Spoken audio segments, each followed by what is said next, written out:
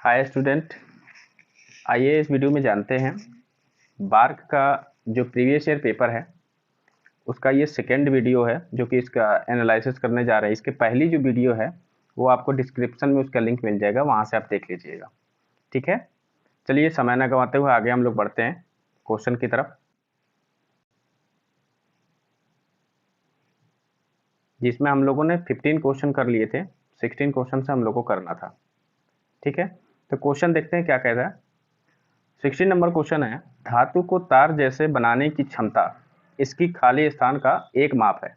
मतलब कोई धातु है, कोई मेटल है, अगर उसको खींच करके या किसी बाहरी फोर्स को दे करके डाल करके उसको हम किसी तार के रूप में खींच दे लंबा, और वो खींचता चला जाए और टूटे ना, तो उस धातु में ऐसा गुण होने के कारण वो खिंच जाए और तार में बन जाए, वही हमारा क्या कहलाता है, तन्यता कहलाएगा, जो कि डक्टिलिटी बोलते हैं। अब इसमें ऑप्शन 4 दिए गए हैं। जैसे पहला ऑप्शन है डक्टिलिटी, जो कि इसका क्वेश्चन का आंसर हो गया। दूसरा ऑप्शन जो है ये है भंगुरता। भंगुरता क्या होता है? भंगुरता वो होता है जैसे कोई धातु, कोई मेटल है, अगर कुछ ऊंचाई से या कहीं से गिर जाता है और टुकड़ों में, छोटे छोटे टुकड़ों में टूट जाए, तो उसमें यानी कि उस धातु में कौन सा गुण है? भंगुरता का गुण है। ठीक है, दूसरी चीज, नेक्स्ट ऑप्शन है सी ऑप्शन में, जो कि आघातवर्धनीयता, जो कि मैलेबिलिटी। इसका मतलब ये होता है कि अगर धातु में वह गुण जो कि जिसको पीटे ठोके और वो क्या हो जाता है, उससे चद्दर के रूप में फैल जाए और टूटे ना, यानी फैलता हुआ चला जाए धातु और टूट ना सके चद्दर के रूप में, लेकिन उसमें उस धातु में उस गुण को हम लोग क्या कहते हैं? मैलेबिलिटी या फिर आघातवर्धनीयता कहते हैं। अच्छा, अब ऑप्शन नंबर डी में जो दिया गया है वो है कठोरता। कठोरता वो कहलाता है जो घिसने और कटने का विरोध करता है, यानी कि अपने आप को कटने नहीं देता है और ना ही घिसने देता है, वही हमारा उस धातु में यानी कि कठोरता का गुण होता है। ठीक है, तो इस क्वेश्चन का जो आंसर होगा डक्टिलिटी होगा, जिसको तार के रूप में बनाते हैं। ठीक, नेक्स्ट क्वेश्चन 17 नंबर क्वेश्चन दिया गया है, जो कोण 90 डिग्री से कम है उसे खाली स्थान कहा जाता है, यानी क्या कहा जाता है? तो देखिए, जो 0 डिग्री से लेकर के 90 डिग्री से, यानी कि 90 डिग्री से कम है, उसको बोलेंगे न्यून कोण। जो दूसरा है जो 90 डिग्री का होता है उसे बोलते हैं समकोण। ठीक है, जो तीसरा है जो 90 से अधिक और 180 डिग्री से कम हो, ठीक है, तो वो हमारा जो कहलाता है वो हमारा अधिक कोण कहलाता है।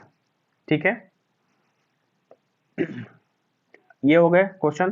तो इसका जो आंसर है 17 नंबर का, तो इसका आंसर हो जाएगा न्यून कोण, यानी ऑप्शन नंबर बी।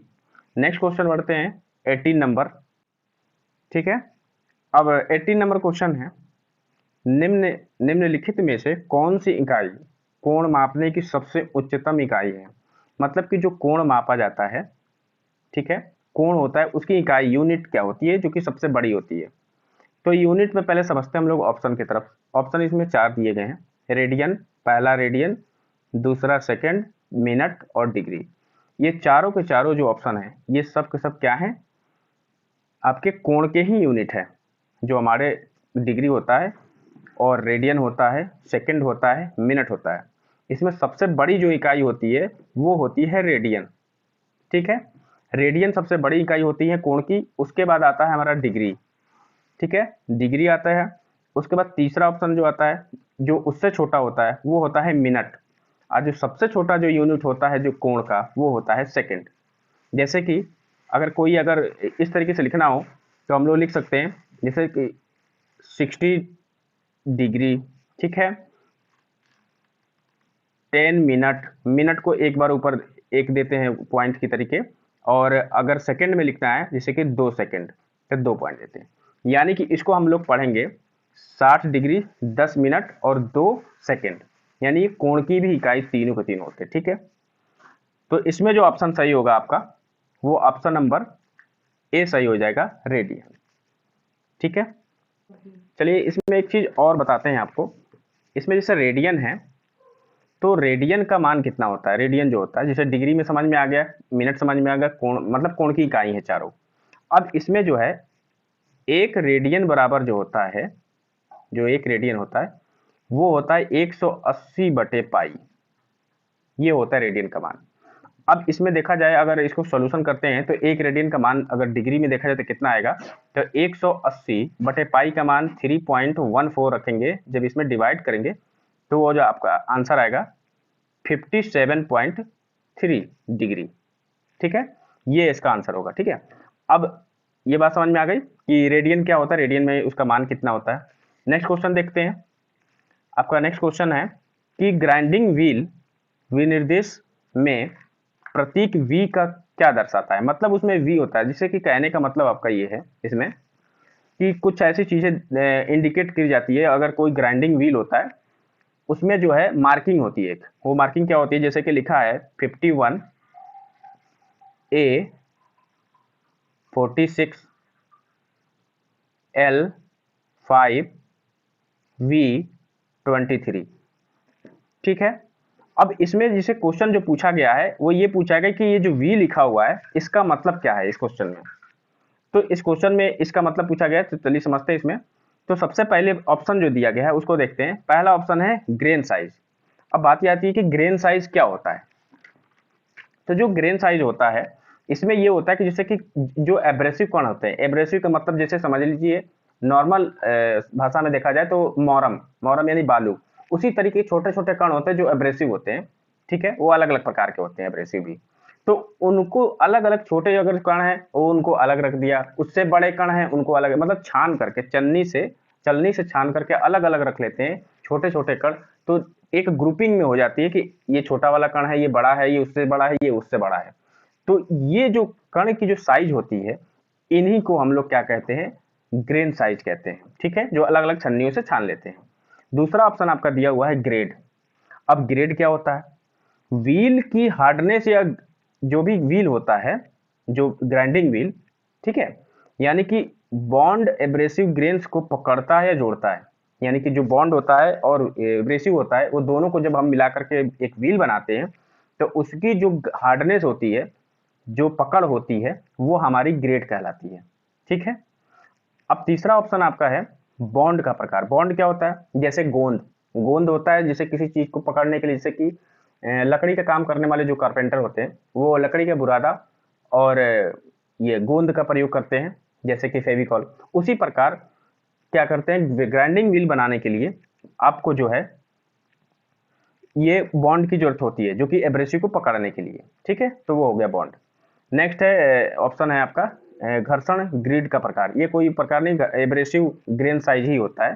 ठीक है, तो इसका आंसर जो होगा आपका वो हो जाएगा आपका क्या, बॉन्ड का प्रकार। यानी कि इसको 19 नंबर क्वेश्चन का आंसर बॉन्ड का प्रकार, जो कि वी का मतलब विट्रीफाइड बॉन्ड होता है। इस वी का मतलब ही होता है विट्रीफाइड बॉन्ड। ठीक है, नेक्स्ट क्वेश्चन देखते हैं 20 नंबर। नेक्स्ट क्वेश्चन में ये बोला गया है निम्नलिखित में से कौन सा मुख्य रूप से हटाने वाला संयुक्त का प्रकार है।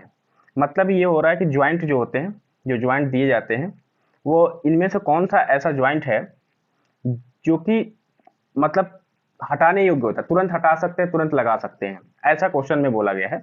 तो इसमें जो ऑप्शन दिया गया है आपका, जैसे पहला ऑप्शन है आपका वेल्डिंग ज्वाइंट, जो कि ये एक बार अगर कहीं वेल्डिंग कर दे दो पार्ट में, दो ज्वाइंट्स में अगर हम कर दें तो वो जो है हटाएंगे तो वो तुरंत नहीं हट सकता, उसको तुरंत मतलब लगा भी नहीं सकते हैं इतनी जल्दी।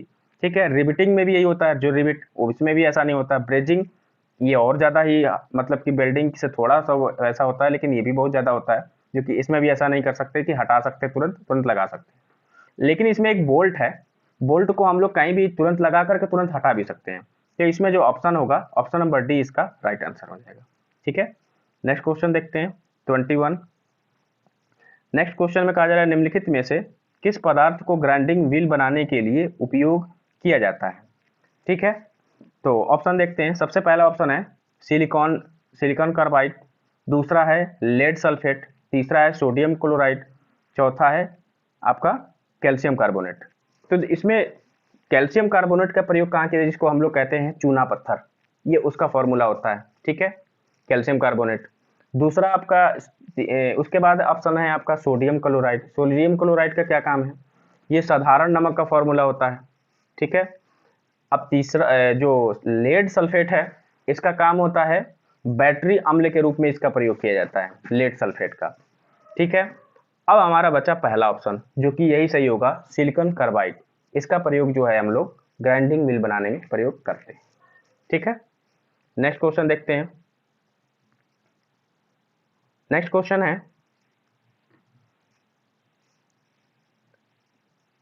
ढीले धूल प्रकार के अपघर्षण से सूक्ष्म ग्राइंडिंग प्रक्रिया को खालिस्तान कहा जाता है। ठीक है, ठीक है।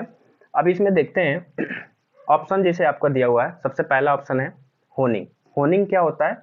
होनिंग का काम ये होता है कि कोई सिलेंड्रिकल कोई पार्ट है, जो कोई सिलेंडर है, उसके अंदर और बाहर दोनों तरफ हम लोग होनिंग कर सकते हैं। मतलब उसकी फिनिशिंग, जो फिनिशिंग प्रक्रिया होती है वो उसकी अच्छी कर सकते हैं। ठीक है, होनिंग द्वारा।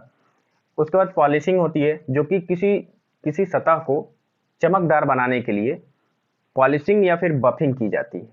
ठीक है, और जो तीसरा ऑप्शन है, जो कि ढीले धूल प्रकार के अपघर्षण से सूक्ष्म ग्राइंडिंग प्रक्रिया को खालिस्तान कहा जाता है, उसे हम लोग लैपिंग ही कहते हैं।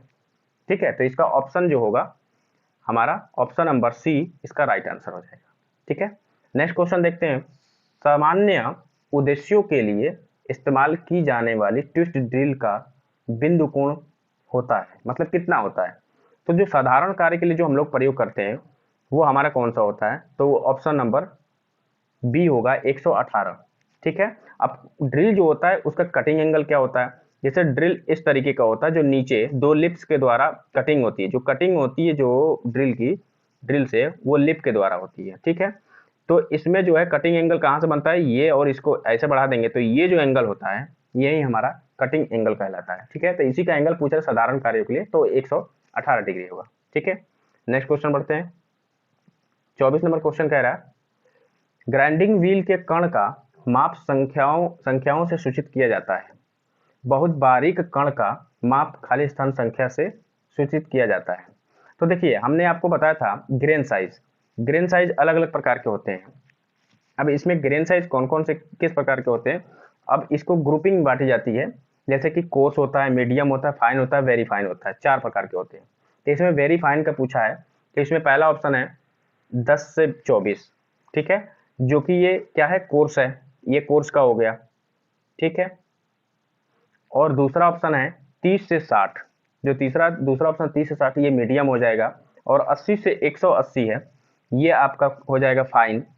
और जो ऑप्शन नंबर डी है, जो 220 से 600 है, वो आपका हो जाएगा वेरी फाइन, जो कि ऑप्शन नंबर डी ही इस क्वेश्चन का सही आंसर होगा। ठीक है, नेक्स्ट क्वेश्चन देखते हैं, लास्ट क्वेश्चन।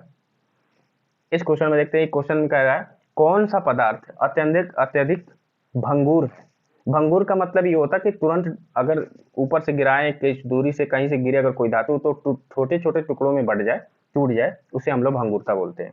और भंगुरता जो होता है हमारा, वो ये होता है कि किसी भी धातु में अगर कठोरता बढ़ती जाती है तो वहां से उसकी भंगुरता के गुण पैदा होने लगता है। ठीक है, तो इसका सबसे देखा जाए, इसमें से सबसे कठोर जो धातु होती है वो कास्ट आयरन होता है। इस कास्ट आयरन में जो कार्बन की मात्रा होती है वो 2 से 4% तक रखा जाता है इसमें। ठीक है, जो कि सबसे ज्यादा कार्बन की मात्रा इसी में होता है, कास्ट आयरन में। इसीलिए किसी भी धातु में अगर ये कार्बन की मात्रा ज्यादा होगा, वो धातु उतना ही ज्यादा कठोर होगा। ठीक है, तो इसका ऑप्शन नंबर डी सही आंसर हो जाएगा।